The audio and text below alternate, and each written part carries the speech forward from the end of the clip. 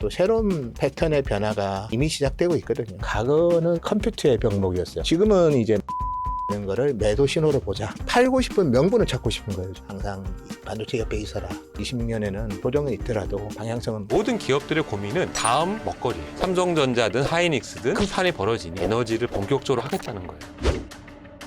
에너지 대전환 시대에 어마어마한 기회가 생긴 거예요. 이미 속도전이 시작이 됐습니다. 고정 댓글을 참고하세요. 이분이 반도체를 모르면 아무도 모르는 거다.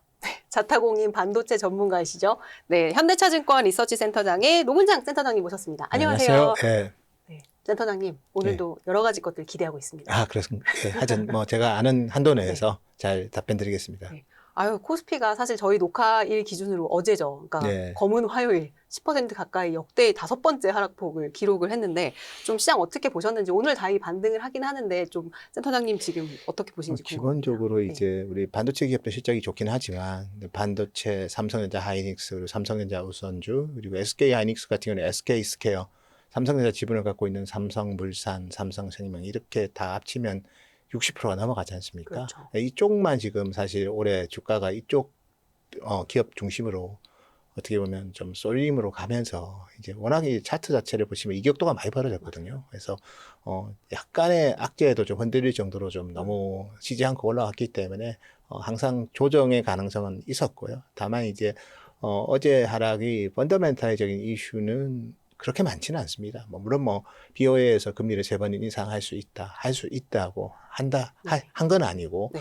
그리고 두 번째가 이제 리밸런싱 이슈도 일부 있어가지고 특히 외국인들이 좀 아침부터 많이 팔았고, 그래서 수급적인 이슈랑 그 다음에 일부 이제 금리에 좀 어떻게 보면 금리 인상하면 데이터 센터 투자가 당장 그렇다고 해서 빅테크들이 투자를 주저하거나 그러지는 않겠지만 네. 심리적으로는 또 긴축한다고 하면 좀 약간 그 순간은 긴장을 하는데 그래서 사실 큰 악재는 없었다고 저는 보고 있고요. 우리가 알고 있는 거에서 크게 변화는 없었고, 다만 이제 레버리지 ETF나 이런 쪽에 너무 쏠림이 생기면서 레버리지 ETF 같은 경우에는 리스크 관리를 안 하면 금방 이제 어떻게 보면 그렇죠. 손실을 폭이 확대되기 때문에 어제 같은 경우에는 이제 장중에 이제 레버리지 ETF를 어쨌든 매도하는 물량들이 많아지면서 그게 실제로 우리 종합주가 지수에도 상당히 좀 큰 충격을 줬다. 그래서 약간의 좀 왜곡된 수급과 그 다음에 일단 그런 리밸런싱 이슈 이런 것들 때문에 조금 더 강하게 반응했고, 펀더멘탈 상의 변화는 없습니다. 이제 펀더멘탈 상의 변화는 일단 2028년까지는 저희가 주요 기업들 그리고 서플라이 체인 그리고 고객사들의 메모리 반도체 구매 의지까지 종합적으로 검토해 보면 28년까지 펀더멘탈이 갑자기 변할, 우상향하는 이 메모리 반도체 산업의 방향성이 갑자기 바뀔 가능성은 없지만, 다만 이제 그 시장이라는 거는 기본적으로 실적이 몇 년간 좋다는 것도 지금 반영한 거 아니냐. 그렇죠. 이미 다 그렇게 알고 이제 있는. 주장하시는 분들도 있고, 또 그런 것 때문에 좀 선제적으로 특히 어제 같은 경우에는 차익 실현을 한 그런 외국인 투자자도 있었기 때문에 이제 이런 부분에 대한 고민은 앞으로 저희랑 자주 해야 되지 않을까. 그렇죠. 저도 그 부분을 고민합니다. 우리가 과거에 알았던 패턴대로 세상이 같이 간다면 사실 굳이 사람이 분석이라는 게 무슨 의미가 있겠습니까? 분명히 과거의 경험과 패턴도 주가에 영향을 주지만 또 새로운 패턴의 변화가 이미 시작되고 있거든요. 네. 예를 들면 메모리 반도체 시장이 올해 8,800억 불입니다. 그럼 D램 시장이 제일 컸을 때가 1,000억 불이었고, 낸드 같은 경우에는 한 400억 불인데, 물론 2025년에는 그거보다 더 규모는 컸어요. HBM이 성장했기 때문에. 그렇지만 시장 규모 자체가 거의 3배 증가하고, 그리고 27년을 놓고 보면 일단 그 전체적인 출하량 증가율, 빅그로스는 한 16% 정도 메모리가, 그리고 ASP는 한 25% 상승하거든요. 한 27년에도 한 40% 이상 사실 메모리 반도체 시장의 금액 규모로 성장할 거고, 28년 같은 경우에는 이제 가격은 이제 그때부터 좀 둔화되겠죠. 그래서 하락까지 예상하는 고객사들은 없네요, 아직까지는. 그래서 한 미드 싱글 정도 상승하고, 네. 비출하량은 한 17% 정도 증가하면 2028년에도 한 20% 정도 메모리 반도체 시장이 성장하는데, 이게 3배 레벨업된 상태에서 25년보다 시장 규모가 3배 커졌어요. 이 상태에서 40% 20% 성장하는 이 사이클이 그냥 뭐 다 반영했다 이렇게 얘기하는 것도 저는 상당히 조금은 성급한 것 같다. 그리고 참고로 우리가 지난 1분기를 보면 제가 사실 오늘 이제 이번에 출장 다녀온 내용으로 자료를 하나 네. 냈고요. 그래서 뭐 가장 크게 저희가 강조드리고 싶은 거는 먼저 디램 시장 같은 경우에는 거의 1,000억 불에 육박을 했습니다. 오. 지난 4분기 대비 네. 디램 시장은 1,000억 불 정도로 시장 규모가 확대됐고 네. 그리고 이제 낸드 같은 경우에도 지금 2배 증가했거든요. 네. 4분기보다. 와. 근데 작년 4분기. 작년 4분기보다 네. 시장 규모가 제가 오늘 쓴 자료 저희 회사 홈페이지에 있으니까 편하게 보시면 되고 네. 그래서 지금 디램 시장은 지난 4분기가 536억 불이었는데 1분기가 970억 불 거의 뭐 80% 이상 증가했고 낸드 같은 경우에는 지난 4분기가 223억 불인데 네. 이번 1분기가 410억 불이에요. 이렇게 4배로 했는데 반면에 파운드리 같은 경우에는 지난 4분기가 479억 불, 이번 1분기는 496억 불밖에 안 돼요. 오. 그리고 그러니까 사실 파운드리는 성장했지만 엄청 미미한 예, 요게 보면 우리 비교했을 때. 메모리 반도체는 네. 뭔가 다른 성장을 했다. 그래서 제가 지난 6월 초에 그 타이완의 컴퓨텍스에서 이제 우리 마벨의 네. 그 머피 CEO의 그 PT를 직접 들었는데요. 과거는 이제 컴퓨터의 병목이었어요. 네. 바틀렉이 컴퓨터라는 건 GPU의 병목이었고, 네. 지금은 이제 메모리의 병목이라고 얘기를 합니다.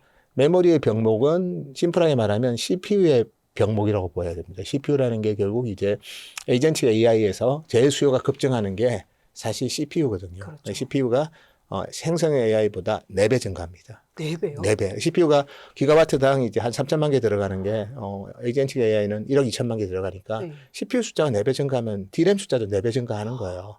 그래서 메모리의 병목이 네. 지금 있는 거고, 그리고, 넥스 단계는 이제, 커넥티비티의 병목이 있다. 그래서 뭐, 앞티컬, 뭐, 강 트랜시버든 뭐, 방통신 CPU든 뭐, 뭐, 네트워크 스위치 쪽에 아마 수요가 많아질 거고, 그래서 전반적으로는 이런 병목들이 지금 진행되는 여전히 단계에 있고 실제로 저희가 반도체 장비 회사들 기업 방문을 해봐도 올해 한 20% 성장한다 시장 규모가 그리고 내년에 한 20, 30% 성장한다 그래 얘기를 하는데 파운드리 등 뭐 그거보다 조금 높게 성장합니다 한 30%. 근데 메모리는 3배 성장하거든요. 와.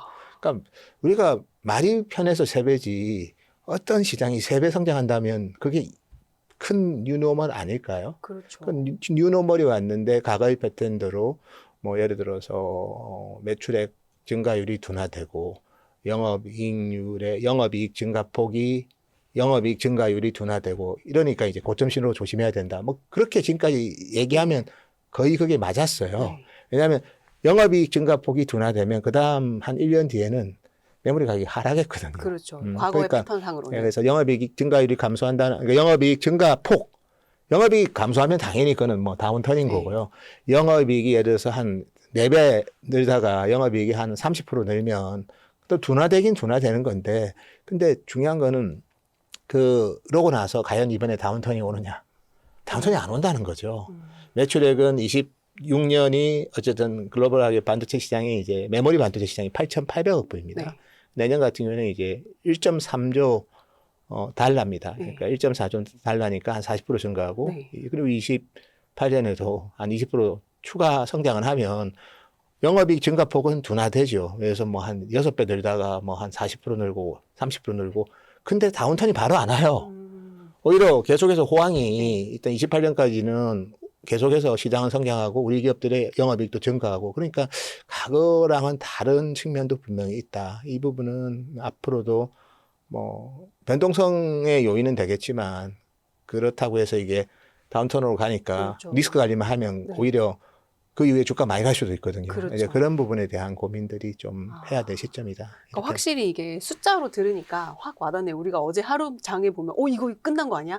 이 추세 전환된 거 아니야? 이렇게 또 생각하시는 분들도 있는데, 아무리 선반영됐다고 하더라도 2028년 것까지 선반영하기에는 주가가. 그렇죠. 네. 그래서 제가 이제 제가 한 28년 이제 애널리스트를 했고요.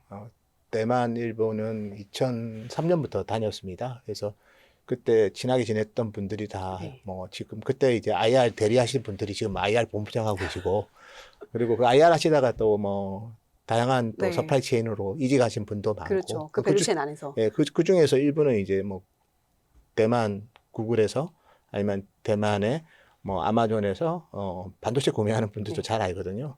근데 그분들이 이제 얘기하는 게 3월 달에 갔을 때만 해도 27년까지는 뭐 가격 인상은 뭐 어쩔 수 없이 용인해야 된다였는데 이번 6월 초에 제가 체크해 보니까 뭐 28년에도 가격 인상을 안 하면 원하는 만큼 물량을 확보하기 힘들 수도 있다. 그 말은 이제 28년까지도 가격 인상에 대해서 열어둔 것 같아요. 그렇게 본다면 28년까지 빚은 성장, 출하량은 증설했으니까 증가하겠죠. 그렇죠.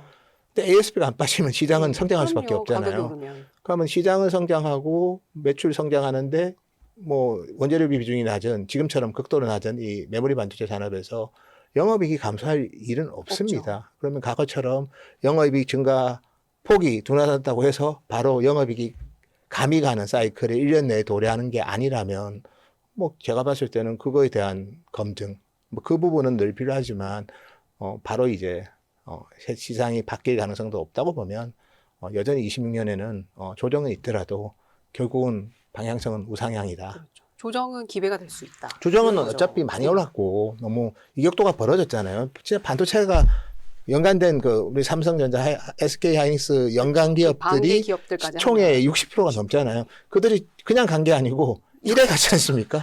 그냥 1회 간 상태에서 우리 지수랑 너무 이게 좀 어떻게 보면 왜곡이 좀 심하다 보니까 거기에 따라서 당연히 또 여름 휴가도 있고 프로핏 테이킹하고 좀 쉬고 싶은 마음도 있을 거고 근데 갑자기 뭐 금리를 3번 올린다더라 한 번도 좀 그런데 뭐 올리는 거지만 3번이라고 하니까 그래 뭐 이 핑계 대고 그렇죠. 한번 좀 어느 정도 팔고 다 팔지는 않습니다 이럴 때도 그래서 100을 갖고 있으면 한 10% 정도 팔고 뭐 좀 휴가를 갈 수도 있는 거죠 예를 들면 그리고 뭐 다른 포트폴리오에 대해서 더 좋은 뭐 섹터가 있거나 뭐 그래 많지는 않겠지만 그래서 더 오를 업사이드가 보이는 섹터가 있으면 그거로 교체 매매할 수도 있는 겁니다. 근데 그런 그 하루의 순간의 행동이 이제 어제처럼 빠지는데 빌미가 되는데 그 빌미에는 제가 봤을 때는 그 레버리지 ETF가 수급을 많이 그렇죠. 왜곡시키지 않았나 그런 생각이 근데 듭니다. 이 얘기 들어보니까 레버리지 ETF가 외국인들도 그걸로 많이 이제 거래를 한다 이런 얘기들도 있더라고요. 실제로도 그렇게 보세요? 제가 뭐 네.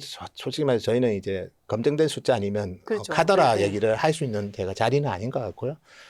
근데 우리나라 시장은 다 열려 있지 않습니까? 당연히 뭐 초과 리턴을 가져올 수 있는 솔루션이었다면 아마 그게 네. 동참했던 외국인 투자자도 일부 있었겠죠. 예. 또 하필 또 감독원장님께서 또 이거 막지 못해서 뭐 들어 누워서라도 막아야 됐었다 막 이런 말씀을 하면서 더 뭔가 심리적으로 좀 위축됐던 그런 것도 있는 것 같아요. 보면 근데 어제 이제 하락장을 보면 공교롭게도 이제 SK 하이닉스와 삼성전자 시총이 바뀐 그 다음 날 이제 쭉 하락을 했잖아요. 이것도 어느 정도 뭔가 연관성이 있다고 보세요? 저는 뭐 큰 영향성은 없는 것 같아요. 그래요? 저희 네. 오늘 우리 회사 리서치에서 이제 그런 내용으로 이제 자료가 하나 나왔는데 과거 이제 시스코가 이제 마이크로소프트 시총을 역전했을 때 IT 버블이 그때 깨졌거든요. 근데 그 사례를 들었는데 그때랑 그 2000년도 초반이고요. 지금 2026년입니다. 그래서 여러 가지로 좀 상황이 다르고 그리고 엔비디아도 뭐 미국의 S&P 500만 보더라도 주요 기업들 뭐 계속해서 시총을 역전하잖아요. 근데 전혀 그거 이후에 뭐 버블이 붕괴됐다는 얘기 없잖아요, 사실은. 그래서 물론 이제 SK 하이닉스가 이제 ADI 때문에 그렇죠. 조금은 네. 이제 재평가의 기대는 있었던 건 분명한데, 근데 삼성전자는 또 많이 오르잖아요, 결과적으로. 그래서 어차피 이익의 규모는 삼성이 더 크고, 물론 이제 좀 삼성전자는 뭐 메모리 반도체를 제외한 사업부는 좀 방향성이 단기적으로는 좀 안 좋죠. 왜냐면 스마트폰 같은 경우에는 메모리 가격이 너무 올랐으니까 아마 가격장이 클 거고 스마트폰 수요는 위축될 수밖에 없고 여기에 원가 부담은 상당히 커질 거고 그렇죠. 두 번째 파운드리는 여전히 적자고 그래서 삼성의 나머지 사업부가 뭐 SK 하이닉스보다 매력적이진 않지만 삼성의 메모리 사업부가 지금 이걸 거의 결정하거든요. 삼성도. 그렇죠. 나머지 사업부 이익 보이지도 않습니다. 그래서 그거 가지고 이제 삼성전자가 순도가 떨어지니 뭐 하이닉스가 좀 더 할증을 받는 게 맞지 않냐 이렇게 일부 주장하는 분도 있지만 올해 삼성전자 이익의 대부분이 메모리예요. 그래서 워낙 크기 때문에 나머지 사업부는 보이지도 않는 어떻게 보면 이익 구성이다. 그런 차원에서 뭐 하이닉스가 ADI 이슈로 재평가되면 삼성전자도 당연히 가격 매력이 생기니까, 그렇죠. 밸류에이션 매력이 생기니까, 그만큼 이제 캐치업을 해서 주가가 갈 거라고 저희는 주장을 많이 했는데, 뭐 오늘은 어쨌든 그 패선대로 가고 있습니다. 맞죠. 맞습니다. 네, 이게 또 업사거니 뒤사거니 하면서 갈 것 같아요. 그러니까 녹화일 기준으로 오늘 이제 밤이면은 마이크론 실적이 이제 발표가 되잖아요. 뭐 시장에서는 주당 $30 이상 가이던스가 제시가 돼야 뭐 시장이 안심할 거다. 막 이런 얘기들도 나오는데 좀 어떤 부분을 이 실적 발표 제일 주목해서 봐야 될까요? 일단 뭐 마이크론은 뭔 얘기를 해도 아마 시장에서 엄청 감동을 받지는 않을 수는 있어요. 워낙 계속해서 이제 기대치도 많이 올라갔기 때문에 다만 이제 과거랑 좀 다른 거는 이제 마이크론이 이제 실적 나오면 주가 항상 빠졌거든요. 맞아요. 더 좋은 그 실제 예상보다 더 좋게 나왔어도 빠진 이유가 그 패턴에 대해서 익숙해져서 특히 어제는 또 한국이 또 미리 빠져버렸잖아요. 맞아요. 그래서 마이크론한테 영향 줘서 오히려 이번에는 실적이 그냥 감동은 안 주더라도 저도 하루 뒤에 끝나고 제가 녹화 방송에 나서 분명히 또 제가 이상한 뭐 방향이 틀릴 수는 있는데 어쨌든 미리 빠진 게 있기 때문에 그게 따른 그 실적 나오거나 주가가 좀 많이 조정받았던 그 과거 패턴보다는 조정을 받더라도 좀 덜하지 않을까.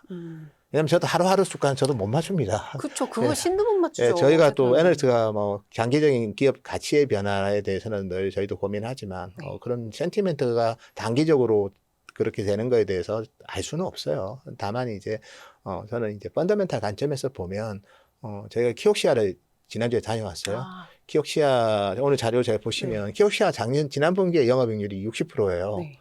뭐 거의 사실 키옥시아가 특정 분기 전만 하더라도 사실은 망한다 만다 하던 회사 아니에요? 그거보다는 그냥 망한다는 네. 것보다도 어닝 쇼크에 대해서 걱정도 많이 하고 왜냐하면 우리 기업들 좋았던 작년 1분기에도 어닝 쇼크 났거든요. 맞아요.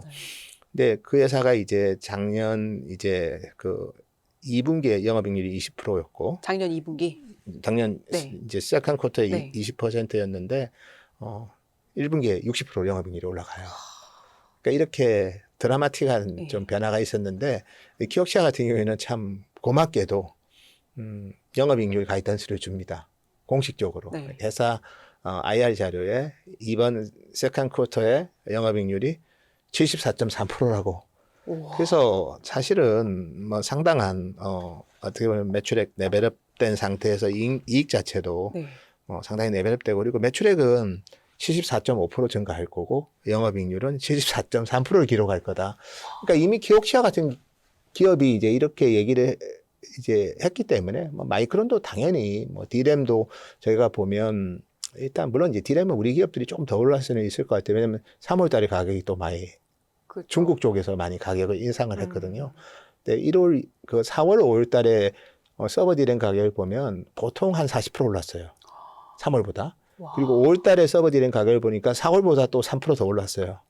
그러니까 기본적으로 마이크론도 디램 쪽은 한 40%의 유사한 30%에서 40% 정도 가격은 올랐을 거고 랜드는 키옥시아도 저렇게까지 매출액이 70% 늘고 영업이익률은 74%까지 된다고 했으니 아마 마이크론도 한 50% 가까운 가격 상승을 했을 거다. 그래서 실적 자체는 상당히 좋을 거고 3분기에 대해서는 왜냐하면 저희가 이제 대만에 가서 체크하고 그리고 일본에 바로 가서 어드밴테스트라는 기업을 방문했습니다. 네. 참고로 어드밴테스트는 우리 SoC 테스터 즉 로직 칩에 대한 테스터 시장 점유율 1등입니다. 네. 시장 점유율 65%. 오. 근데 어드밴테스트의 지난 1분기 매출액을 보면 네. 대만 매출이 급증을 했습니다. 대만 쪽으로. 대만의 매출이 급증했다는 것은 네. TSMC에 TSMC. 나갔다는 거죠. 그럼 그렇죠. TSMC가 테스터 장비를 왜 필요했을까요? 그거는 새로운 누빈 칩 때문에 그런 겁니다. 그럼 누빈은 이제 3분기부터 이제 본격적으로 어쨌든 간에 생산을 하고 그러면 당연히 이제 누빈 관련된 HBM이든 아니면 누빈이 나간다는 거는 베라도 잘 나간다는 거거든요. 그렇죠. 베라는 결국 CPU니까 소캠이 잡힐 거고 그리고 요즘은 다 이제 KB 캐시를 HBM에만 넣지 않고 DRAM에도 넣고 SSD도 넣죠. 그러니까 당연히 낸드 쪽도 좋을 거예요. 그래서 누빈이 저 정도로 누빈 테스터 장비가 그렇게 급증을 했으면 이제 2분기부터 본격적으로 양산하고 3분기에 공급되니까 마이크론의 가이던스가 나쁘게 나올 수가 없습니다. 예. 그리고 4분기부터는 이제 어쨌든 간에 루빈 GPU랑 그다음에 우리 뭐 베라 CPU 네. 그리고 HBM 이렇게 쭉 연결해서 뭐 일부 이제 렉 형태로 아마 요즘에 엔비디아 렉으로 주로 그렇죠. 파니까 그래서 뭐 7개 구분된 렉들을 이제 클라우드 사업자한테 뿌리겠죠. 그러니까 그렇죠. 4분기 비저빌리티도 좋고 그래서 마이크론이 뭐 당연히 좋게 나쁠 리가 없겠네요. 예, 다만 이제 기대치인데 그래서 저는 아까 오늘 뭐 서두에도 얘기했지만 영업이익 증가폭이 둔화되는 거를 매도 신호로 보자 이렇게 주장한 분들이 진짜 많아요. 제가 고객들 만나보면 네. 그러니까 팔고 싶은 명분을 찾고 싶은 거예요 지금은. 근데 명분을 찾아서 다른 섹터가 밸류에이션이 저렴하거나 실적 모멘텀이 강하면 그건 오케이인데 이제 그런 섹터가 얼마나 많은지 잘 모르겠어요. 두 번째는 영업이익 증가폭이 둔화됐다고 해서 다운턴은 아니라는 거죠. 그렇죠. 근데 과거에는 영업이익 증가폭이 둔화되고 나서 1년 뒤에 다운턴이 왔어요. 근데 이번에는 오기 힘들다는 거고요. 그것도 28년까지는 제가 비저빌티가 좀 보여서 말씀드린 거지만 29년은 저도 모르겠어요. 근데 모르겠다는 말은 더 좋을 수도 있고 그때부터 나빠질 수도 있고 근데 그거는 지금 확인하기가 힘듭니다. 그런 차원에서 일단은 영업이익 증가폭이 둔화된다는 게 이번 사이클은 다운턴을 암시하는 건 그렇죠. 아니다. 그러면 이제 이게 계속 이익이 증가하면서 계속 지속성이 있으면 또 요즘에 시장에서 자주 하는 얘기가 PER로 보자. 왜냐하면 우리 기업들은 뭐 메모리는 뭐 올해 지금 올해 실적 기준은 이제 PER이 8배까지 8배. 올라왔고 이제 내년이 6배니까 뭐 포워드로 보면 좀 저렴해지는 거고 그렇죠. 그리고 28년에도 뭐 한 5배 되겠죠. 근데 지금 우리가 업황 좋아가지고 미리 반등했던 작년에 특히 좋았던 뭐 일부 방산이든 뭐 전력이든 예, 뭐 조선이든 보시면 28년 밸류에이션이 그렇게 엄청 싸지는 않아요. 지금도 비싸요. 예, 근데 메모리는 28년 밸류에이션하고 27년 밸류에이션도 무지 싸죠. 저렴하죠. 사실 그게 좀 PR 보면. 달라서 선반영이 맞긴 맞는데 그렇다고 해서 선반영했다고 해서 뭐 비싼가? 비싸진 않고 그리고 사이클이 과거 우리가 알고 있었던 뭐 일반 클라우드 사이클 아니면 뭐 모바일 사이클 이때 대비해서 그냥 단순하게 이익 폭이 둔화되는 거 가지고 이 다운턴이 임박했다는 것도 아니고 그래서 복잡하고 머리는 아프지만 뭐 사실 이제 상반기보다는 좀 난이도는 올라갔어요. 그쵸. 왜냐하면 상반기 네. 실적이 워낙 우리가 예상을 뛰어넘는 실적이 계속 3배, 4배씩 1분기 그렇게 네. 나오고 또 경쟁사들도 뭐 키옥시아 보시면 뭐 그렇게 나오고 그러니까 엄청난 실적이 나왔기 때문에 상반기만큼의 주가 성과는 힘들겠죠. 네. 그렇지만 이 주변을 떠나는 거는 좀 저는 아직은 이르다. 28년까지 메모리 가격이 오른다면 26년에 조정은 저점 매수의 기회로 저는 보는 게 합리적일 것 같습니다. 확실히 그 합리적이라는 단어가 맞는 것 같아요. 이게 눈을 씻고 이제 뭔가 다른 주변을 봐도 PR 측면에서 봤을 때는 대안이 딱히 보이질 그렇죠. 않아요. 그리고 네. 또 우리 기업들이 뭐 좀 일각에서 얘기하는 게 영업이익률이 너무 높다 그런 얘기를 하죠. 그래서 성과가 많이 주지 않습니까?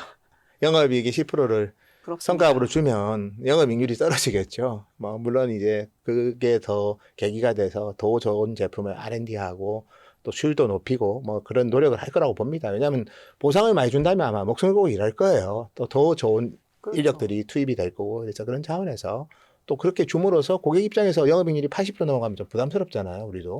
우리가 뭐 이 시장을 만든 것도 아니고 어차피 오픈 AI, 엔비디아, TSMC가 이 판을 짜줬잖아요. 우린 거기다 이제 대주는 실탄을 거죠. 공급하는 거고. 근데 실탄 공급하는 애들이 너무 마진이 뭐 그들보다 훨씬 높아버리면 사실은 조금 그게 영향이 있든 없든 간에 좀 그 배 아프고 보는 사람이 네, 불편합니다. 불편하죠. 예, 네. 근데 뭐 그 10%는 또 판관비에서 증가 요인이 돼서 충당감 작고 그러니까 영업이익률도 뭐 그냥 저희가 봤을 때는 뭐 한 70% 초반 뭐 이 정도 유지되면서 그냥 성장하면 그러면 지속 가능한 이익이라고 또 판단할 거고 그리고 29년, 30년이 어떻게 될지 모르니 29년, 30년도 그렇게 믿는 사람도 있을 거예요. 그런 사람들한테 봤을 때는 5년간 이익이 이 정도로 증가하는 업종이 있냐 하면 없네 하면 또 밸류에이션 매력이 좀 더 부각될 수 있기 때문에 뭐 이런 부분들에 대한 뭐 해석도 일부 가능하다. 근데 아직 제가 그걸 강조하고 싶지는 않습니다.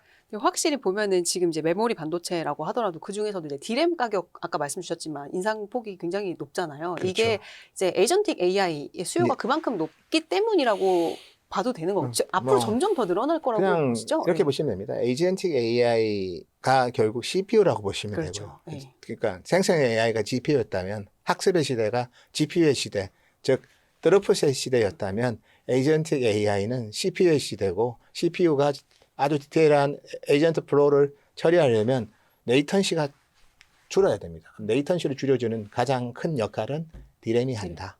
그리고 자주 묻는 대화에 대해서 HBM에만 그걸 저장시키는, 컨텍스트를 네. 하면 안 되니 KB KB 캐시를 캐시로. 보내야죠. 디램에도 좀 빌려주고 네. 그다음에 SSD도 넣어주고 그러면서 이제 엔비디아가 이번에 뭐 우리 스토리지 렉도 되게 좀 파워풀한 것도 하나 냈죠. 대표적으로 이제 블루필드 DPU가 원래는 컴퓨터 트레이에 있어야 되는데 블루필드가 들어있는 또 스토리지 렉도 공개를 했어요. 거기에는 또 베라 CPU가 2개 네. 들어갑니다. 그리고 이번에 베라 컴퓨터 트레이 같은 경우는 트레이 하나에 8개의 CPU가 들어가요. 거기에는 또 수없이 많은 소캠이 들어가고요. 네. 그게 트레이니까 책꽂이니까 18개의 꽂이가 그렇죠. 들어가면 뭐 134개의 또 CPU가 들어가고 그 옆에는 또 소캠이 또 도배를 해야 되겠죠. 그래서 사실 에이전틱 AI는 CPU고 CPU는 디램과 디램이고. 낸드다. 랜드. 메모리다. 그러면 이렇게.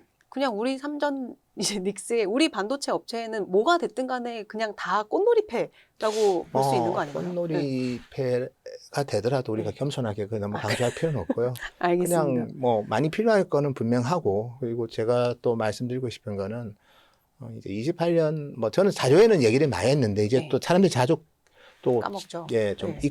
잊어버리고 망각하는 경우도 있고 왜냐면 지금 누빈만 하는데 사실 누빈 울트라가 진짜 하이라이트거든요. 누빈 울트라는 제가 오늘 나온 자료에도 자세히 좀 적어놨지만 누빈 울트라에는 그 누빈보다 칩을 2개 더 넣거든요. 그러니까 하나 그 칩넷에 네. 투칩이 아니고 포칩이에요. 그럼 되게 이제 커지죠. 네. 인터포저도 2배 커지고 코어스 L 인터포저 2배 커지고 여기에 이제 HBM을 지금은 누빈은 288GB를 탑재하는데 네. 누빈 울트라부터는 울트라는. 1TB 달잖아요. 그럼 4배 더 다는데 네. 이 생산 능력 이 정도 해서 과연 가능할지 그것도 저희가 좀 의문입니다, 사실은. 그래서 28년도도 상당히 또 왜냐면 이게 그런 것 같아요. 이게 정말 반전이 일어나려면요. 메모리 반도체 기업들이 지금은 뭐 많이 하여튼 주가 갔으니까 네. 뭐 여기서부터 오르는 폭은 지금까지 오른 것보다는 당연히 못하겠죠. 그건 네. 인정을 해야 돼요. 네. 이제 근데 이게 다른 섹터보다 좋을 수도 있고 두 번째는 반전이 또 나타날 수도 있다는 겁니다. 누빈 울트라 시대 영업이익이 예를 들어서 뭐 대여섯 배 늘다가 QOQ로 네. 그리고 그다음부터 30-40% 늘다가 10% 늘다가 다시 누빈 울트라 나올 때 다시 50% 늘 수 있어요. 아, 그럼 그게 보이잖아요. 그럼 주가는 다시 한번 더 갈 수 있는 좀 레벨업에 대한 네. 아마 시장이 좀 해석도 가능하다. 이게 좀 둔화되다가 또 그렇지. HBM 네. 4배가 쇼티지가 4배 하면 분명히 나머지 웨이퍼가 그 감당이 안 됩니다. 현재 증설 가지고. 그러면 나머지 디램 가격이 또 올라요. 그래서 제가 뭐 일각에서 이제 이거 메모리 부담스럽다 하시는 분들의 주장 중에 하나가 클라우드 사업자들의 뭐 영업이익 레벨보다 우리 메모리 기업의 영업이익이 더 커지는 게 부담스럽다. 그런 주장도 일부 하십니다. 저도 그 부분은 좀 더 이번 2분기 실적 나오면 좀 정교하게 또 분석해서 네. 시장이랑 소통을 할 건데 다만 이제 제가 여기서는 반론이라기보다는 그렇게 주장하는 거에 대해서 약간 다른 얘기를 드리면 우리 메모리 기업의 영업이익이 100%가 다 데이터 센터 아니에요. 그렇죠. 한 65%가 데이터 센터고 나머지 30%는 스마트폰 PC 쪽이에요. 그러면 이거는 뭐냐? 공급 부족 때문에 가격만 오른 거예요. 그러니까 이게 계산을 클라우드 사업자 영업이익이랑 우리 메모리 기업 영업이익이랑 자꾸 비교를 하는데 그중에서 65%만 비교를 해야죠. 그러네요. 그러니까 독일선에서 비교를 하려면 예. 65% 나머지 35%는 네. 스마트폰 PC인데 가격만 오른 거예요, 사실은. 그래서 그런 음. 식으로 HBM이 예를 들어서 4E가 나오는 누빈 울트라 나올 때 용량이 4배가 증가해서 나머지 또 웨이퍼를 많이 이쪽으로 할당을 해야 되고 그러면 나머지 웨이퍼가 공급이 타이트해져서 나머지 범용 메모리 가격이 또 오를 수 있잖아요. 또 오를 수 있어요. 그래서 왜냐하면 이거는 필요하니까 스마트폰은 또 아무리 수요가 없어도 또 몇 년 지나면 그렇죠. 뭐 교체해야 교체해야 되고 그래서 저희가 봤을 때는 HBM 4E가 변곡점이 될 것 같아요. 4는 어차피 루빈이고 4E는 일단 저희가 봤을 때는 28년에 본격적으로 저는 시장 형성으로 보거든요. 네. 그래서 TSMC가 잘 이제 코어스 L로서 이거를 잘 커진 인터포저 많아진 IO 핀을 네. 잘 패키징해서 그래서 딱 딜리버리를 하면 아마 다시 메모리에 대해서 또 시각이 바뀔 수는 있습니다. 그래서 저도 뭐 되게 복잡하고 뭐 계산할 게 많긴 하지만 뭐 그냥 과거의 사이클 가지고 이익 증가 폭이 둔화되고 그리고 고객사들의 이익 레벨 대비 메모리 기업들이 쭉 가져가는 이익이 너무 많은 거 아니냐. 근데 자세히 보면 우리 이게 곱하기 0.65를 해야지 그쪽과 그렇죠. 관련된 거고 65%니까. 나머지는 다른 영역이라는 것도 조금 더 말씀드리고 싶고 그래서 뭐 말씀 다양한 고민은 있지만 그래도 여전히 그냥 심플한 얘기를 저는 좋아하니까요. 네. 28년에도 고객들이 제품 가격 인상의 의지가 있는데 26년부터 너무 비관적으로 보는 거는 물론 뭐 많이 오르긴 했죠. 아니, 그렇죠. 저도 뭐 많이 오른 거 분명하고 또 실적이랑 주가는 또 달리 봐야 되는 것도 있고. 네, 이격도 벌어지고 근데 이만한 섹터도 없고 그리고 세상이 변하는 건 분명하지 않습니까? AI가 사람의 서비스를 대체하는 건 분명하기 때문에 그런 차원에서 초조한 기업들이 더 세게 투자할 수도 있고 그리고 그래서 오픈 AI 이번에 소프트뱅크 가서 오픈 AI 관련된 질문도 저희가 많이 드렸는데 오픈 AI도 보니까 이번에 어쨌든 코덱스라고 해서 뭐 AI 에이전트도 지금 가입자가 4명 늘었어요 거기도. 엄청나게 영업을 열심히 하더라고요. 죄송합니다. 400만 명. 네, 제가 좀 400만 명이고 네. 그다음에 B2B가 연말되면 B2C랑 똑같은 50%까지 올라갑니다. 그래서 엔터프라이 관련해서 이제 점점점 오픈 AI도 좀 경쟁력이 커지고 있기 때문에 뭐 사실 엔트로픽에 대한 뭐 좀 비교적으로 좀 약간 좀 열세 열의에 있었는데, 있다는 거가 지금 많이 캐치업이 되고 있고 뭐 캐치업의 계기는 뭐 당연히 새로운 펀딩을 통해서도 계속해서 R&D 하고 있고 그리고 뭐 반도체 칩도 하퍼 중심이었던 것도 이제 뭐 블랙에러도 많이 바꿨고 또 하반기부터 루빈까지도 되면 데이터 센터가 또 좀 더 고도화될 거고 그래서 아마 오픈 AI는 상장은 뭐 저는 무난히 할 것 같고요. 그리고 수요처들이 전부 다 이제 아마존에서 실탄을 장전하잖아요. 그렇죠. 상장을 하고 유상증자를 하고 회사 그 돈을 가지고 뭐 올해 한마디로 확보한 그 돈을 가지고 향후 2, 3년은 투자할 거예요. 그럼 2, 3년 뒤에 또 소진할 수도 있겠지만 그때까지 수익 모델이 뭐 안 나오면 그거는 걱정인데 당장 뭐 내년까지는 확보한 돈으로도 대투자가 가능하기 때문에 그래서 뭐 그 뒤에는 또 더 좋은 성과가 나면 또 28년에 또 펀딩할 수도 있겠죠. 예를 들면 그래서 너무 많은 고민을 하는 것은 건강에 해롭다. 그냥 심플하게 생각하는 게 좋은 것 같아요. 그들이 그렇게 회사채 땡기고 상장하고 돈 땡겨가지고 투자를 하는 게 결국에 데이터 센터 투자를 하는 그렇죠. 거고 거기에는 메모리 반도체가 들어갈 수밖에 없는 거고 맞습니다. 계속 병목이 다 반도체에 영향을 미치니까 우리는 좋을 수밖에 없는 그런 그리고 구조잖아요. 저희가 이제 반도체 장비 회사들도 이번에 미팅을 많이 해보니까 제가 이제 하는 질문이 뭐 심플하지만 부품이 없어서 혹시 장비 못 만들지 않냐니까 그렇다고 합니다. 그러니까 반도체 장비 회사들의 올해 매출액 신장률은 20%예요. 네. 글로벌 기업들 다 올해 전공정 장비 시장 20% 성장을 보고 있고 올해보다 내년이 좋을 거다. 그 말은 별로 안 느는 거예요, 얘들이. 장비를 왜 많이 못 팔까요? 네.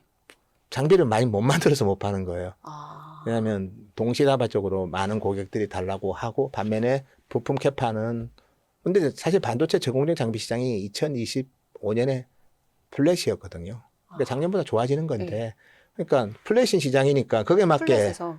부품 회사들도 그쵸. 장비 회사들도 캐파를 그렇게 공격적으로 안 확실히. 했겠죠. 근데 갑자기 이제 이게 칩 회사들이 수요가 느니까 갑자기 캐파를 늘릴 수가 없는 거예요. 네. 왜냐면 반도체 머신이라는 것도 뭐 그쵸. 수백 뚝딱 개의 만들 수 부신이 있는 수백 개의 게 아니니까. 부품이 들어가는데 부품 회사들도 캐파를 증설을 안 하면 대응이 안 되잖아요.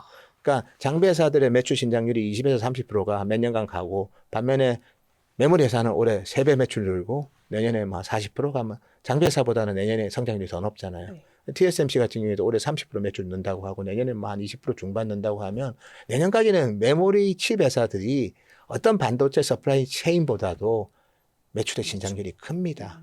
내년까지는. 예, 내년까지는. 네. 그다음에 28년은 가봐야 될 것 같고요. 내년까지는 메모리 시장들, 메모리 기업들, 그리고 그 낙수 효과로 이제 장비 회사, 소부장 기업들도 이제 계속 내려와서 매출은 늘지만 네. 메모리 칩 회사들이 그 비중에 증가하는 비해서는. 속도보다는 더디다는 거죠. 근데 우리 소부장 기업들도 보면 연초 이후에 막 세 자릿수 성장률 주가만 봤을 때 이제 그렇게 기록을 하면서 좀 많이 올라왔잖아요.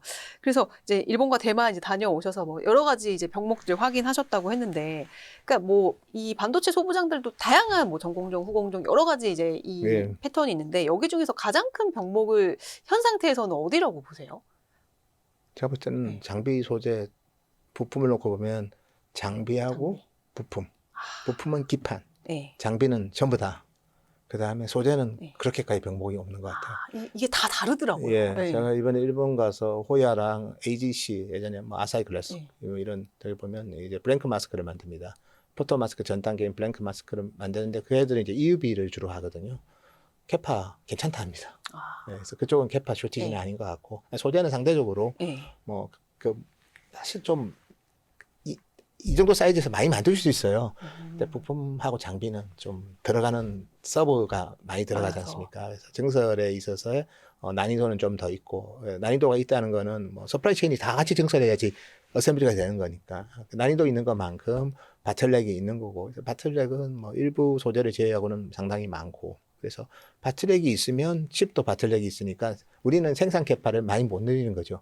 그럼 공급을 많이 못 늘리면 가격 프리미엄은 유지되는 거죠. 수요는 왕성한데 공급은 제한적이면 협상력이 우리한테 있는 겁니다. 그러면 뭐 좋은 가격 조건 제시하는 고객들한테 더 팔면 시장 예상보다 가격은 더 오르는 거죠. 그렇죠. 가격을 올려서 팔면은 예, 그렇다고 해서 뭐 많이 오른 상태에서 너무 또 하면 안 되고, 근데 최소한 깎아서는 안 판다. 그 말은 28년까지 이 시장은 매출액 영업이익이 증가한다. 한 번 더 강조드리면 네. 영업이익 증가폭이 둔화되는 게 과거는 맞지만 지금은 안 맞을 수 있다는 겁니다. 그 얘기 지금 세 번째 강조하시는 예, 왜냐면 이거 가지고 너무 많은 제가 그 디베이트를 하니까 팔고 싶으면 팔아도 되는데 네. 그런 논리를 많이 펼치세요, 사실은. 보면은 메모리 3사 모두 다 2027년을 전후로 이제 증설 이제 목표를 네. 다 가지고 있잖아요. 뭐 삼전 닉슨은 뭐 호남에서 또 뭐 팹을 짓는다 뭐 이런 기사들도 계속 나오는데, 이 증설이 되면은 원래는 예전 패턴대로라면 이제 공급이 늘어나서 가격이 떨어지는 그런 패턴으로 갔었잖아요. 이것도 지금은 수요가 그거보다 훨씬 더 많아서, 그러니까 수요의 증가폭이 공급을 늘리는 것보다 더 뛰어넘을 거라고 지금 보시는 거죠. 그렇게 보시는 네. 것도 맞지만 증설을 원하는 만큼 못 한다는 게 더 중요합니다. 아, 그러니까 어디에 짓고 뭐 이렇게 인프라를 짓고 빌딩을 짓고 유틸리티를 이제 구축하고 이렇다고 해서 칩이 나오는 건 아니에요. 칩은 그거를 갖춘 인프라에서 전공정 장비가 그래서 8대 공정이 같은 수만큼 증가할 때 칩은 증가하는 겁니다. 근데 그 전공정 8대 공정에서 쇼티지 나는 장비가 몇 개만 있어도 증설이 안 되는 거예요. 그래서 실제로 우리 기업들이 뭐 그래서 보통 이제 뭐 연간으로 보면 D램 기준으로 보면 월 캐파가 10만 장씩 늘면 좀 의미 있는 증설이거든요. 네. 근데 그렇게 안 늘어요. 매년. 많이 늘어봤자 뭐 5만 장, 네. 6만 장 기업별로. 그래서 뭐 합쳐서 한 10만 장 인더스트리 전체적으로 한 10만 장 늘어봤자 뭐 아직은 뭐 수요 증가, 특히 HBM4E가 또 본격화되는 누빈 울트라 때는 이 4배 장착이 되는데 이 정도로 뭐 5만 장, 6만 장 매년 증설해서 과연 그게, 그리고 증설한다고 해서 수율이 바로 나오는 건 아니거든요. 그 램프업하고 시간이 걸리니까. 그래서 저희도 28년은 뭐 돼야지 어느 정도는 좀 또 28년은 돼야. 28년도 이제 생각보다 수요가 더 좋아버리면 네. 그것도 장담할 수는 없고, 확실한 거는 지금은 원하는 만큼 증설이 못 하고 있다. 증가, 그리고 제가 계속 말씀드리지만 TSMC도 엄청나게 투자를 하는데 우리랑은 겹치는 제품은 아니잖아요. 근데 TSMC랑 메모리랑 동시에 들어가는 장비들이 많거든요. 그런 장비들은 다 병목인 거죠. 같이 원래 이렇게 해야 되는데 예, 이게 뭐, 시간차가 있고 하다 대표적으로 보니까. 뭐 선단 공정 EUV, D램도 요즘 EUV 다 같은 회사에서 공급하고, 그다음에 뭐 패키징 관련된, 그러니까 뭐 후공정 말고 전공정에 들어가는 뭐 드라이 에처나 이런 것들도 보면 다 병목이 있고, 그다음에 뭐 코트하고 디벨로퍼, 도쿄 일렉트로닉 시장 점유율 91% 그런 거 91%라는 거는 한 회사가 다 넣는 건데 네. 파운드리랑 메모리가 동시에 장비 달라고 하면 그걸 충분히 어셈블리해서 공급하기 쉽지는 않을 수 있을 것 같습니다. 워낙에 반도체 뭐 전공정, 후공정 뭐 엄청 들어가는 밸류체인이 이제 많다 보니까 이게 한꺼번에 다 충족을 시켜가지고 이제 납품할 수 있는 그런 게 생각과 말처럼 쉽지는 않다. 그래서 이렇게. 베스트 시나리오가 네. 됐을 때나 이제 그게 제대로 공급이 되고 하여튼 우리 특정 기업을 제가 언급하는 게 그렇지만 제가 방문한 기업들 보면 그래서 장비에 들어가는 부품을 얼마만큼 내줘야 했냐니까 보통 50에서 60%예요. 나머지는 밖에서 받는 거예요. 그러니까 밖에서 받는 애도 증설을 해줘야지 그렇게 되는 거잖아요. 그렇죠. 그래서 반도체 장비는 스마트폰처럼 세트입니다.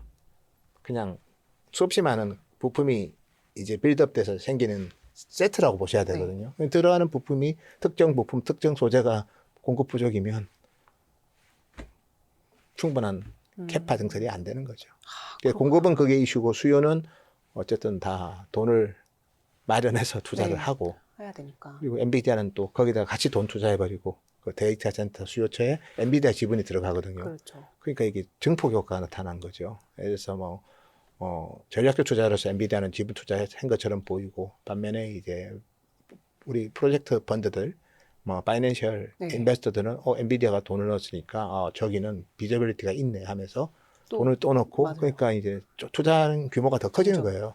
그러니까 수요는 저는 괜찮은 것 같고 반면에 이제 공급은 이제 동시다발적으로 다 로직 칩도 증설하고 그다음에 메모리도 증설하고 근데 들어가는 장비는 비슷해. 그러면 장비 회사들도 부품 회사 보고 너도 캐파 2배 늘려 하면 부품 회사들이 예스 하는 경우가 잘 없어요. 그냥 우리 하여튼 상황에 맞게 투자하겠다. 네. 그 정도 얘기를 하죠. 그러면 투자 측면에서 봤을 때 사실 우리나라, 그러니까 K 메모리, K 소부장이 있고 또 미국도 있고 뭐 다양한 이제 글로벌 이제 장비 기업들도 있잖아요. 보면은 뭐 퍼를 봐도 미국 반도체 장비업체 지수의 퍼가 46배. 네, MSCI 신흥지 시장의 IT 지수가 12.3배. 그러니까 보면은 우리 기업들이 많이 올랐어도 여전히 더 싸다고 볼 수 있는 거죠. 근데 장비 그렇게 봐도. 회사들이 질문한 건가요?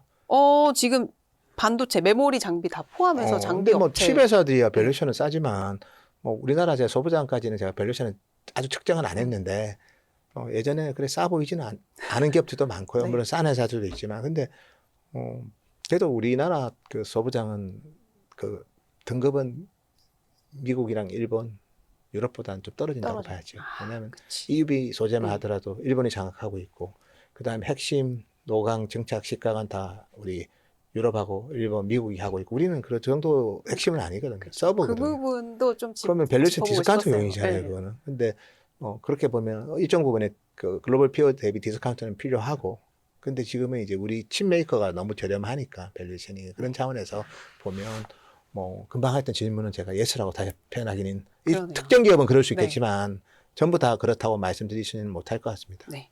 확실한 답변 감사합니다. 그러면은 지금 이제 반도체 메모리 쪽도 그렇고 중국 기업들도 계속 추격해서 따라오고 있잖아요. 오늘 뉴스 나온 거 봐도 슈퍼컴퓨터 1위를 중국 기업이 CPU로 완성했다. 막 이런 기업 뉴스들도 나오던데 중국의 기술력은 어떻게 좀 보세요? 그 추격 상황을? 핀셋 규제를 잘 하고 있죠. EUV를 안 넣음으로써 결국은 이제 미세공정에 있어서 미세공정 전환을 하는 이유는 회로 선폭을 좁혀서 거기에 트랜지스터를 더 많이 집중하려고 그러는 건데 그 미세공정의 5나노부터는 EUV가 있어야 되는데 EUV가 없잖아요. 물론 DUV 가지고 EUV처럼 하겠다는데 그건 수율이 안 나오기 때문에 의미는 없습니다, 사실은. 그리고 단순히 수율만 안 나오지는 않을 거고 아마 성능 면에서도 저는 한계가 있다고 봅니다.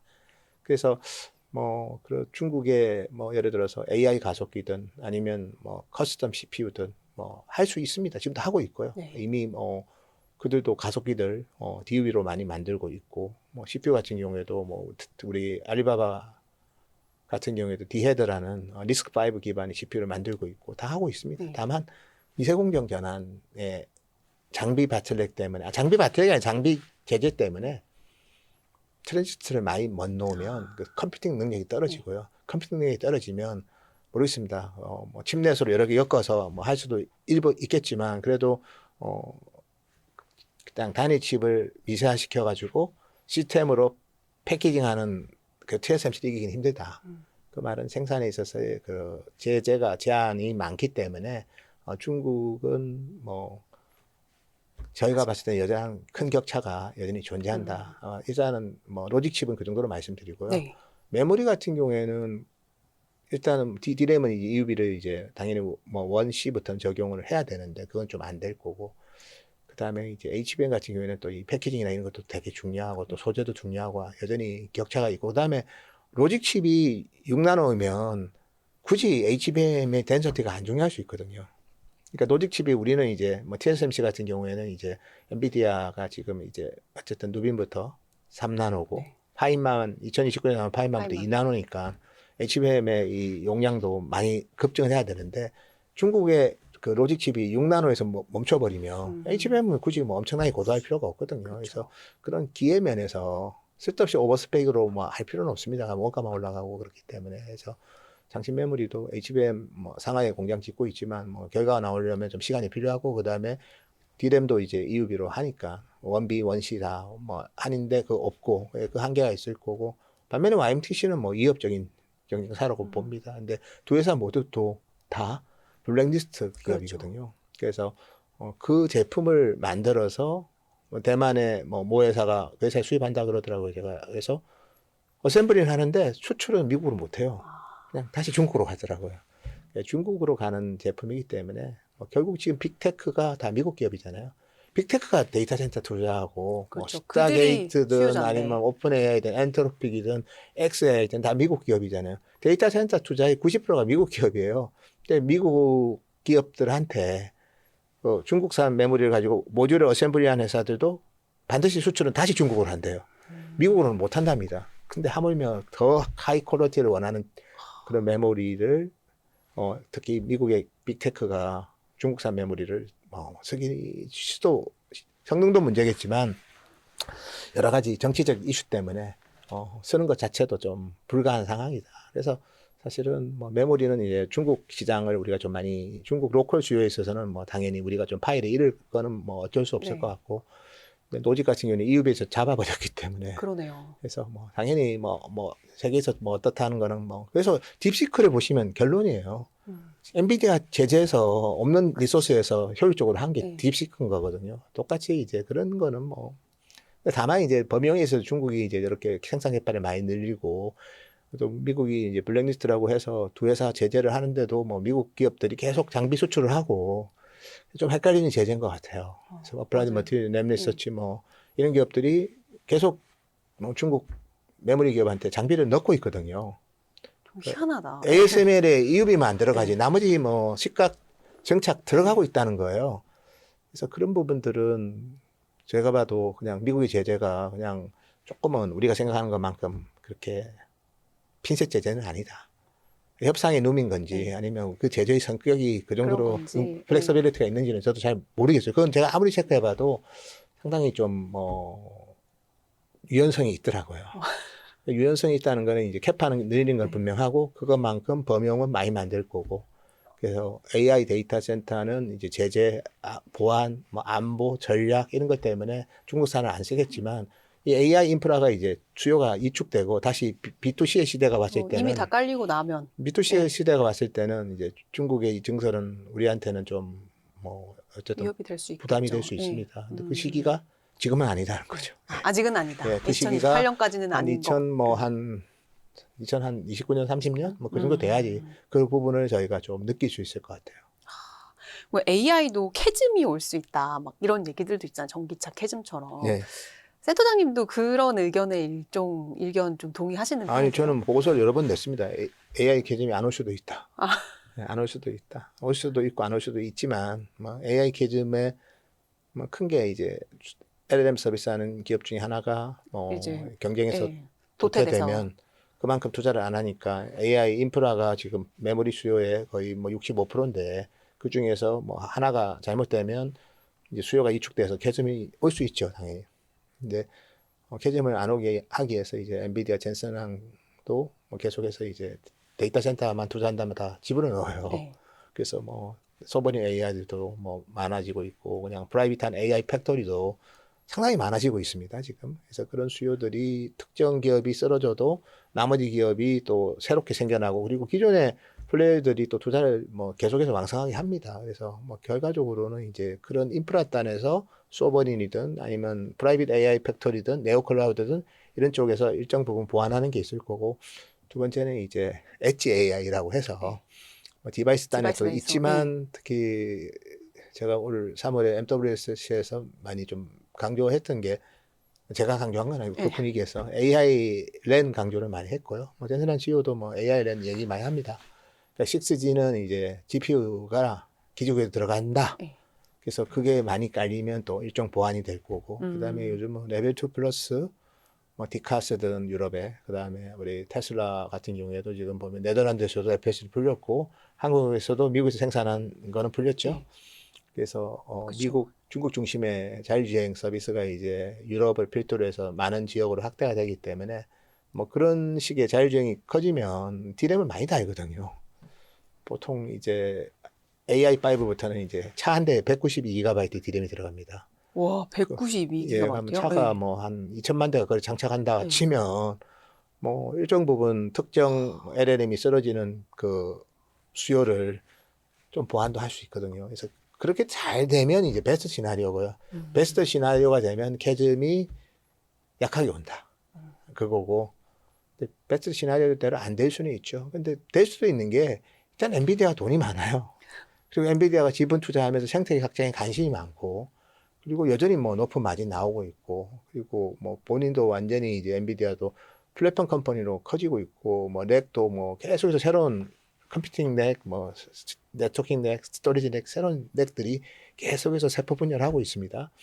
그래서 그런 식의 플렉서블하게, 스케일러블하게 다양한 레이아웃을 데이터 센터에 제공을 하면서 예산이 좀 힘들면 그게 맞게 해주고, 예산이 많으면 또 왕창 주고, 네. 뭐 그렇게 함으로써 생태계가 잘, 점점 커지고 있는 저는 거네요. 그래서 네. 우리 젠슨왕 CEO를 사실 AI 시대에 저는 지휘자라고 보거든요.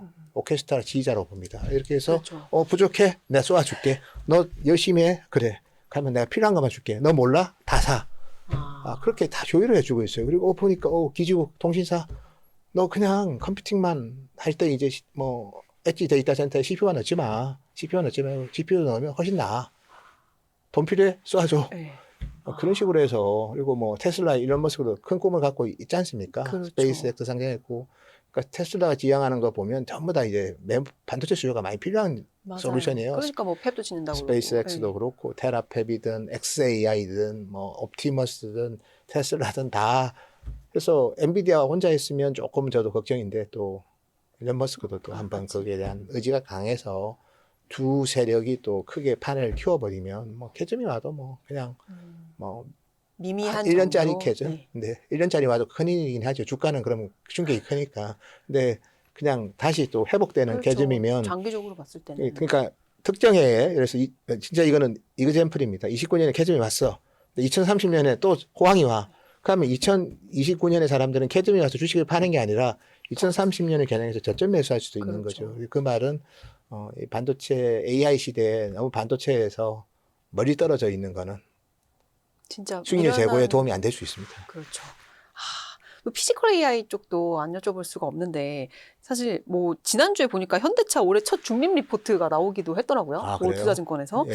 그러니까 투자 관점에서 보면은 지금 사실 반도체를 제외한 모든 것들은 좀 지지부진한 상황이잖아요. 예. 이 뭐 현대차를 필두로 한 피지컬 AI 시장을 좀 어떻게 우리가 바라봐야 될까요? 그래서 뭐 제가 뭐 계열증권사라서 그런 얘기를 하는 거는 아, 조금 그러네요. 한계가 있고, 다만 이제 피지컬 AI의 종류가 많죠. 뭐 그래서 휴머노이드 로봇은 뭐 좀 일부 기업은 완성도가 높지만 약간 특정 기업은 약간 완성도보다는 재미로 내는 회사들도 있는 것 그래서 같고. 중국 기업들이 그만큼 가격이 엄청나게 예, 그래서 예. 뭐 쓰다가 버리고 뭐 예. 고장도 나고 그러겠지만, 근데 뭐 약간 엔터테인먼트 용도로 휴머노이드 로봇을 개발하는 애들도 있고, 정말 뭐 사람의 노동력을 대체하기 위해서 하는 것도 있고, 근데 아마 사람의 노동력을 대체하려면 완성도는 더 필요하겠죠, 사실. 그거는 저희가 인정해야 될 네. 거고. 그다음에 이제 피지컬 AI에서 엄밀하게 보면 자율주행차도 피지컬 AI죠. 그럼요. 예. 그리고 그 중간 단계인 뭐 물류 로봇, 배달 로봇, 뭐 이런 것도 피지컬 AI인 거고. 그래서 피지컬 AI의 애플리케이션은 다변화될 수 있다. 뭐 다양한 특정 용도에서 많이 형성될 수 있습니다.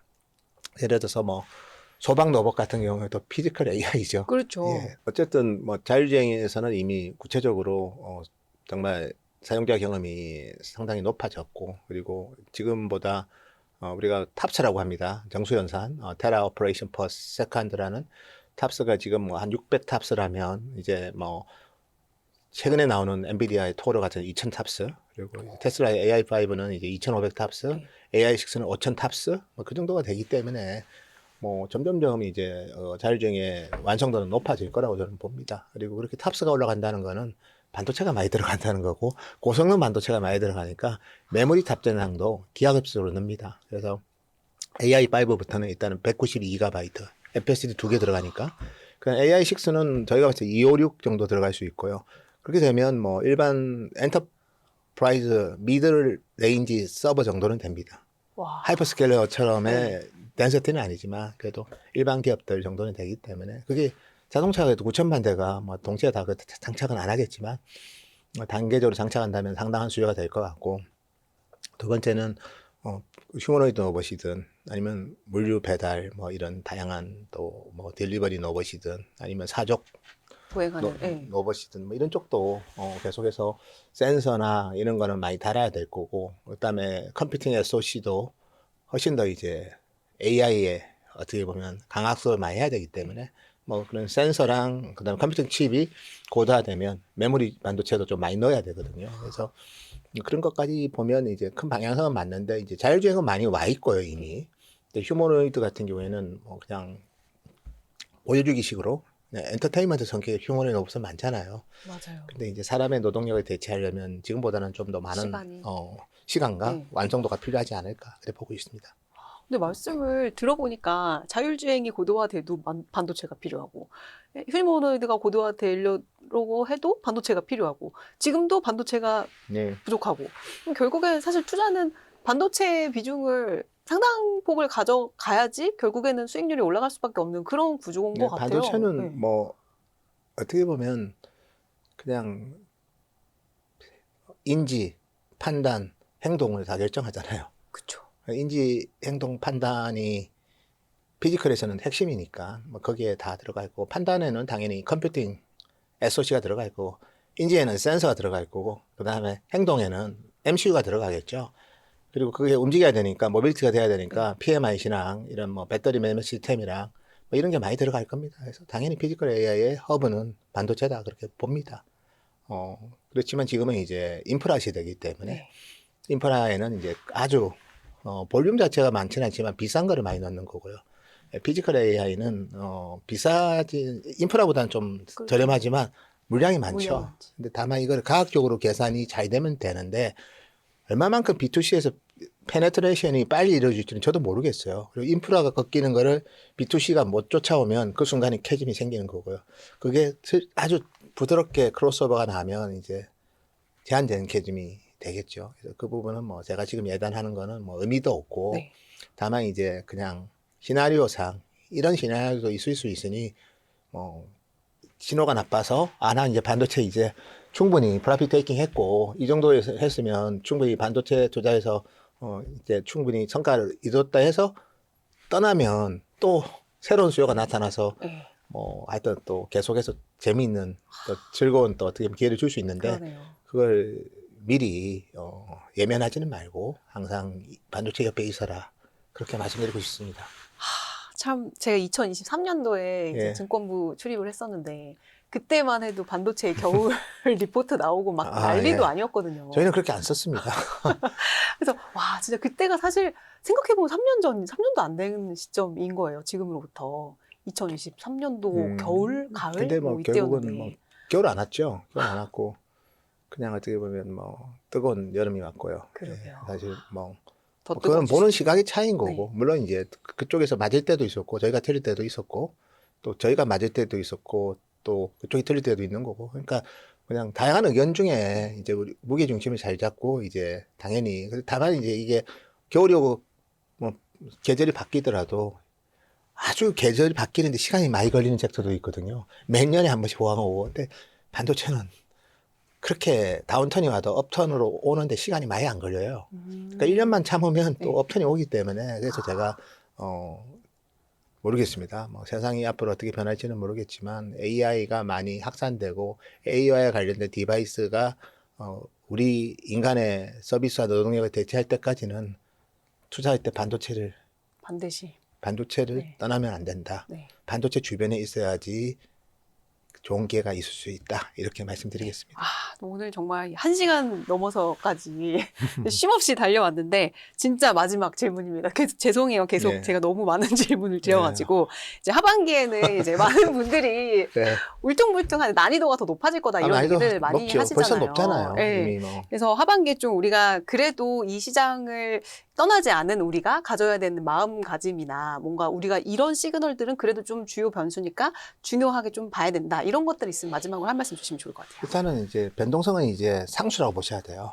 특히 레버리지 상품이 나온 상태에서 변동성은 지금보다 더 할 수도 있고요. 이제 그거에 대한 이제 심리적인 안정감이 필요하다. 그래서 저 정도 변동성은 이제는 난기류를 지나갈 겁니다. 자주 난기류를 경험할 거고, 그렇다고 난기류가 온다고 해서 비행기가 뭐 전복되거나 그렇죠. 추락하는 건 네. 아니기 때문에 그럴 때 그냥 너무 불안하게 생각하지 말고 이 또한 지나가리라 생각하면서 본질이 뭔지를 늘 찾는 거. 그래서 저는 다른 것보다 당장은 뭐 수요처들이 투자할 수 있는 재원을 확보했고 공급처들은 장비 쇼티지 때문에 생각만큼 캐파 증설을 못하기 때문에 제가 말씀드렸던 펀더멘탈의 큰 변화는 많지는 않을 것 같아요.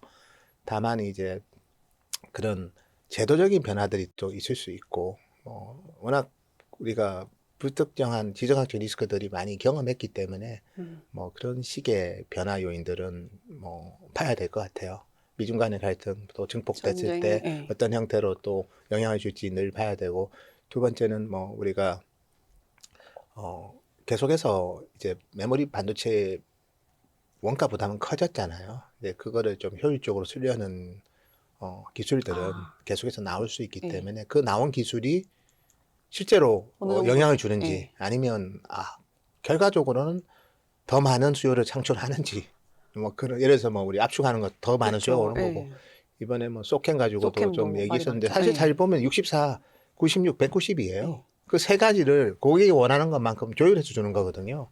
그래서 그런 본질을 좀 어쨌든 비껴나는 어떻게 보면 가잉 해석이었고, 그래서 이제 그런 식의 노력들, 그러니까 일부 코스트에 대한 부담들 아니면 공급이 처음부터 없어서 그럴 수도 있지만 그런 거에 대해서 노이즈들이 나올 겁니다. 그때 본질을 잘 봐서 이게 정말 영향이 있는 건지 이제 그런 거는 이제 잘 체크해야죠. 네. 다만 이제 뭐 소프트웨어적으로 예산에 그러니까 코스트를 좀 줄이려는 그런 버든은 아마 수요처들은 계속 갖고 있을 겁니다. 어떻게 하면 그걸 할 건가. 당장은 대단한 발견은 없지만 또 그런 뭐 논문이나 이런 게 나오면 그렇죠. 예. 흔들릴 수 있으니까 그게 정말 영향을 줄 본질적인 변화인지 아니면 그냥 연구 단계인 건지 그런 거를 계속 검증은 해야 될 것 같습니다.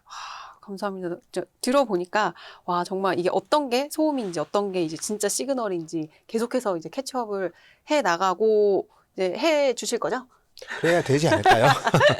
네, 지금까지 노근창 현대차증권 센터장님이셨습니다. 오늘 너무 나와주셔서 감사드립니다. 네, 감사합니다. 고맙습니다. 네.